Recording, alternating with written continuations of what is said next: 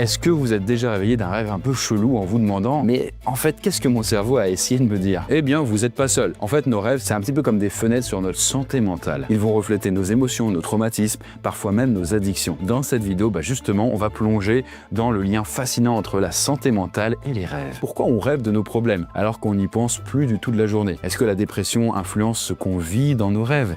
Et pourquoi certains cauchemars reviennent en boucle? Vous allez voir, derrière ces bizarreries nocturnes se cachent des explications vraiment surprenantes. Soyez attentifs à vos rêves, puisqu'ils en disent plus sur vous que vous ne le croyez. À quoi ça sert de rêver? Pourquoi notre cerveau il décide de nous envoyer dans des réalités alternatives pendant qu'on dort? Eh bien, on va voir en fait que c'est bien plus utile qu'on pourrait le penser. D'abord, les rêves, c'est un moyen pour votre cerveau de faire du ménage.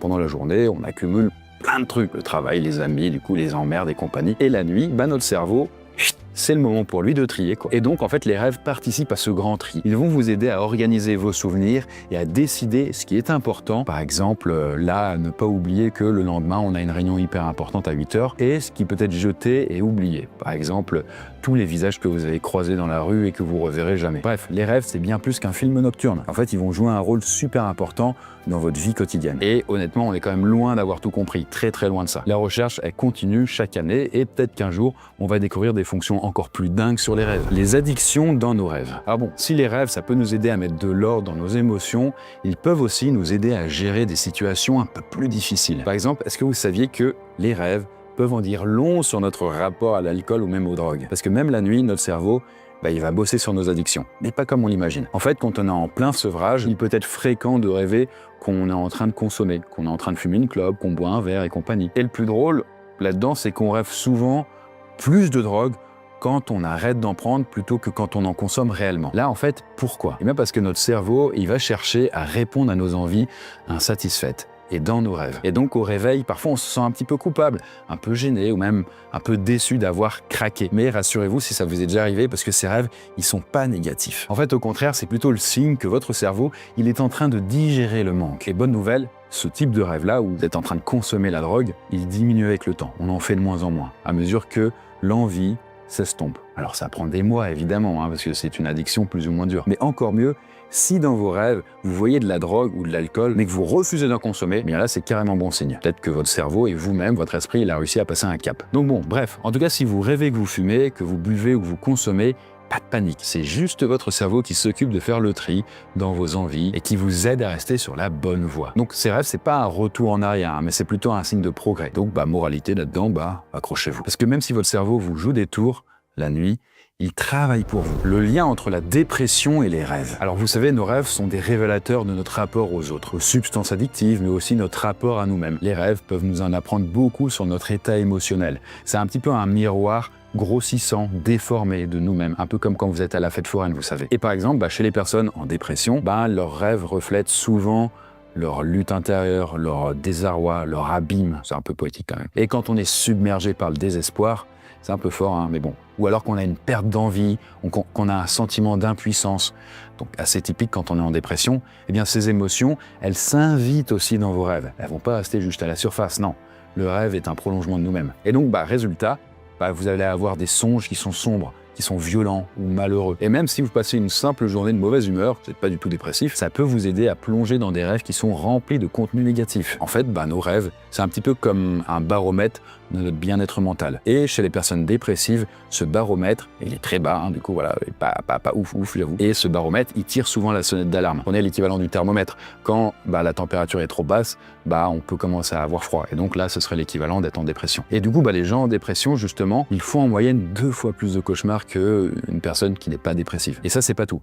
Ces cauchemars, en plus, ils ont tendance à empirer au fil de la nuit. Sachant que, vous savez, le dernier rêve, c'est celui-là qui laisse souvent une empreinte négative sur le reste de la journée, puisqu'on s'en souvient au réveil et puis on est un peu contaminé par celui-là. Et donc, en gros, la manière dont on rêve peut révéler beaucoup sur notre santé mentale. Alors, les chercheurs ne sont pas encore hyper au courant sur tout ça, mais clairement, le lien entre la dépression et les rêves est vraiment indéniable. Les rêves, c'est pas juste des histoires, hein, ça peut être aussi des indicateurs très précieux sur votre santé intérieure. Alors n'hésitez pas à les écouter. Le rêve chez les personnes atteintes de TDI. Alors les rêves, c'est un terrain d'expérimentation fascinant où tout est possible. Et ça, c'est encore plus intéressant chez les gens qui sont atteints de TDI. Donc TDI, c'est le trouble dissociatif de l'identité. En gros, imaginez, vous vivez avec plusieurs identités distinctes à l'intérieur de vous. Et chacune d'elles, elle a sa personnalité, elle a ses souvenirs et elle a ses comportements. Et maintenant, ajoutez ça au rêve. Et donc, résultat, c'est un véritable film multiperspective. D'abord, certaines identités semblent naître dans les rêves avant de se manifester dans la réalité. Et ça, c'est un petit peu comme si le rêveur testait ses nouvelles personnalités. Un peu à la manière d'un prototype avant leur lancement, dans l'état éveillé, on va dire. Mais ça, c'est pas tout. Chez les gens qui ont un TDI, les alters, les identités peuvent s'inviter dans les rêves des uns des autres. Par exemple, une identité va rêver d'une scène, et puis une autre peut s'en souvenir, mais sous un angle complètement différent. Comme si, justement, c'était un personnage tiers qui observait la scène. Par exemple, un jour, une femme avait raconté qu'une de ses identités rêvait d'être une petite fille terrifiée, et puis une autre de ses identités, dans le même rêve, se souvenait être celle qui essayait de l'attraper.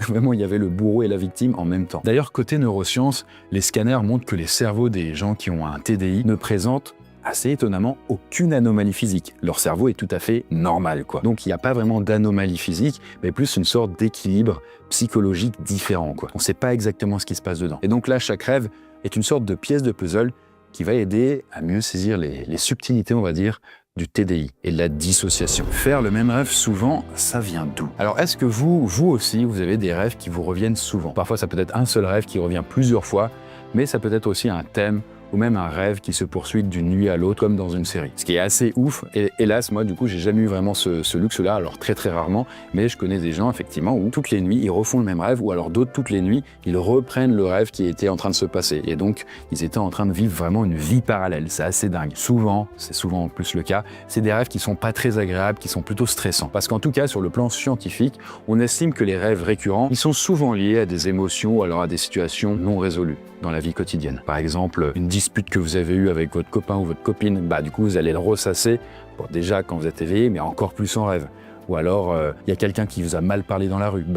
Vous lui avez rien dit, vous étiez comme un con. Et donc, dans le rêve, vous allez rejouer la scène, mais en essayant de jouer différents scénarios. Un moment où vous lui répondez, un moment où vous lui mettez une claque, un moment où vous enfuyez. Et donc, vous voyez, c'est comme si vous simulez, vous émulez différentes possibilités. Naturellement, votre cerveau, il essaye de faire ça. Il reboucle sur des éléments, même si on n'en a pas conscience, jusqu'à trouver une meilleure solution et nous la proposer. C'est pour ça que souvent, la nuit porte conseil. Mais parfois, vous savez, on peut boucler sur un rêve et on n'arrive pas à en sortir. Et ça peut être très chiant. Et ça arrive extrêmement souvent aux gens qui ont un stress post-traumatique. Par exemple, les soldats qui vont rêver de la guerre, qui vont rêver en fait de scènes de violence inouïe, d'obus qui explosent et compagnie, et ils n'arrivent pas à en sortir. C'est comme si la charge émotionnelle était trop forte et le rêve ne réussissait pas à passer outre, à passer par-delà. Et là, à ce moment-là, généralement, votre cerveau et vous-même ne suffisent plus et il faut demander de l'aide, aller voir un spécialiste, hypnothérapeute et compagnie. Pourquoi on rêve de nos traumas? Comme je l'ai dit, il y a des gens qui vivent des situations tellement bouleversantes dans leur vie éveillée qui fait qu'il leur arrive de les revivre sans cesse aussi dans leurs rêves. Alors c'est vraiment pas agréable, mais il y a une raison à ça. Parce que les traumas, vous pouvez imaginer que c'est comme un concentré d'émotions non digérées.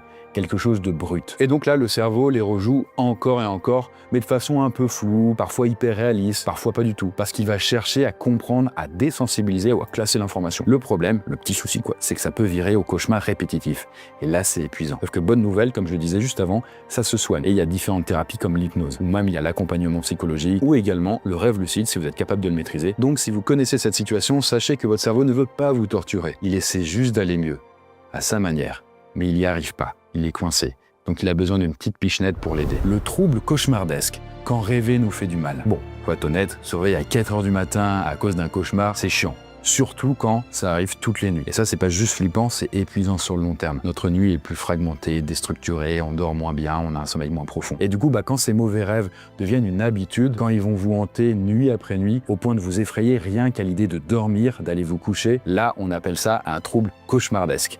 Alors même le mot, il fait un peu flipper. En fait, ce trouble, c'est un petit peu comme un film d'horreur en boucle chaque nuit. Et donc, ces cauchemars récurrents sont si intenses qu'ils vont vous laisser vider au réveil, avec juste une anxiété diffuse qui va vous coller à la peau toute la journée. Et à force, ça peut même déclencher une véritable peur de dormir. Et si ça vous arrive, c'est pas un hasard. Parce que les cauchemars, vous pouvez aussi les voir comme des petits voyants rouges sur le tableau de bord de votre esprit. Par exemple, un stress chronique, un trauma non résolu, ou même une dépression. Et tout ça, ça traduit souvent un mal-être assez profond. Et donc, si vous vous retrouvez dans cette description, parlez-en à un professionnel de santé, parce que, oui, je le dis, vous n'êtes pas obligé de vivre vos pires peurs en boucle. Il y a vraiment des moyens de s'en sortir. Et déjà, là, si ça peut vous permettre de dire « Ah putain, c'est possible du coup de plus vivre ça », oui, c'est possible.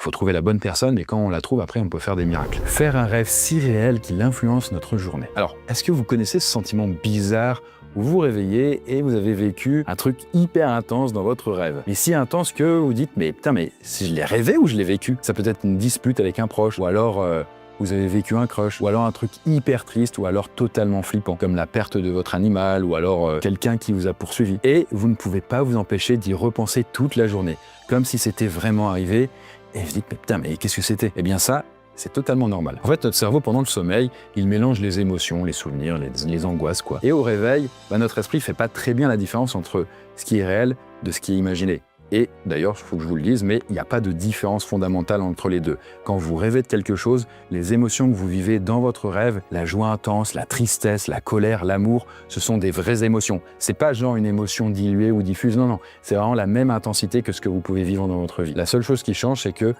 si vous vous souvenez de vos rêves, vous vous en souviendrez comme si vous aviez vraiment vécu la chose, mais si, comme plein de gens, en fait, vous vous en souvenez pas, ça va disparaître, quoi. C'est comme s'il y avait un blackout. Donc, tout ça pour dire que si vous vous réveillez grognon à cause d'un rêve, non, vous n'êtes pas fou. C'est juste le vague souvenir de votre voyage onirique. Donc, à partir de tout ce que je vous ai dit là, est-ce que vous pensez que les rêves, c'est juste un film bizarre? Ou est-ce que ça nous donne des indices quand même précieux sur notre santé mentale? Racontez-moi ça en commentaire, dites-moi ce que vous avez vécu justement, vous. Est-ce que vous avez eu des parasomnies, des trucs un peu chelous? Je suis hyper curieux de découvrir ça. En attendant, moi je pense vraiment que les rêves, c'est vraiment un reflet de notre monde intérieur et bien plus que ça en a l'air. Et évidemment, tout ça est encore hyper mystérieux et c'est ça qui est génial. C'est vraiment comme un peu le Far West, comme si on était en train de découvrir des nouveaux continents. Et justement, c'est ce que j'essaye de faire moi avec Noisuli. Donc là, le premier tome de la saga sortira dans quelques mois, début 2026. Là, vous voyez, par exemple, ça, parce qu'il y a beaucoup d'illustrations dans le livre, ça, c'est l'arbre des rêveurs. C'est là où les étudiants, du coup, vont accrocher ce qui représente en fait leurs rêves les plus intimes et ils vont les accrocher au sommet de l'arbre. Ça, c'est un roman de fantasy, donc il faut imaginer qu'il se passe pas mal de choses. Mais en tout cas, si ça vous intéresse d'avoir plus d'informations, de suivre un petit peu les avancées de tout ça, eh bien n'hésitez pas à vous inscrire à la liste email qui s'appelle la liste Morpho. Je vous mets le lien directement en description. Bref, ça va être fou. Rendez-vous en librairie, bibliothèque et compagnie très prochainement. En attendant, n'hésitez pas à vous abonner à Noisuli, donc cette chaîne-là. Et nous, on se dit à très très bientôt. Bonne nuit et faites de beaux rêves.